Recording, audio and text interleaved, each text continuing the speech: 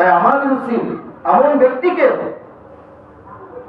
ব্যক্তিকে নির্বাচন করা যার মাধ্যমে দেশ, জাতি, ধর্ম, বর্ণ সকলের জন্য কল্যাণ হবে।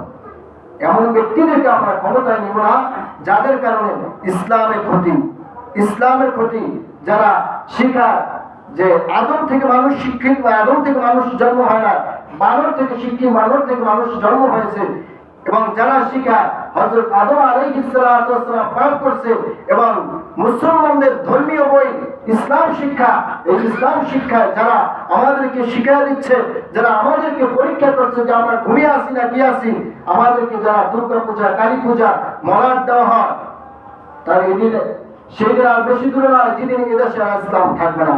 সুতরাং আমাদের এমন দেখবেন প্রত্যেকটা সেক্টরে হিন্দু বসা, উপরের পর্যায়ে, উপরের লেভেলের সমস্ত হিন্দু।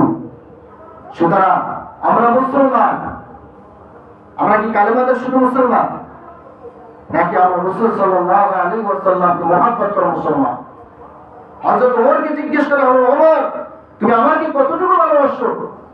হযরত ওমর উত্তর দিয়েছিলেন, আমি ততটুকু ভালোবাসি, আমার মা বাবা থেকে বেশি ভালোবাসি, কিন্তু আমার জীবন থেকে বেশি ভালোবাসি না। কারণ বলা হলো যে হে ওমর, তুমি ইমানদার হতে পারো না। আল্লাহ সুবহানাহু ওয়া তাআলা তার অন্তর পরিবর্তন করে দিলেন। এরপরে রাসূল সাল্লাল্লাহু আলাইহি ওয়াসাল্লাম আবার জিজ্ঞেস করলেন, হে ওমর তুমি আমাকে কতটুকু ভালোবাসো? ওই উত্তর দিলেন, ইয়া রাসূলুল্লাহ, আমি আমার জীবন থেকে আপনাকে বেশি ভালোবাসি। তাহলে আমাদের ভালোবাসা হবে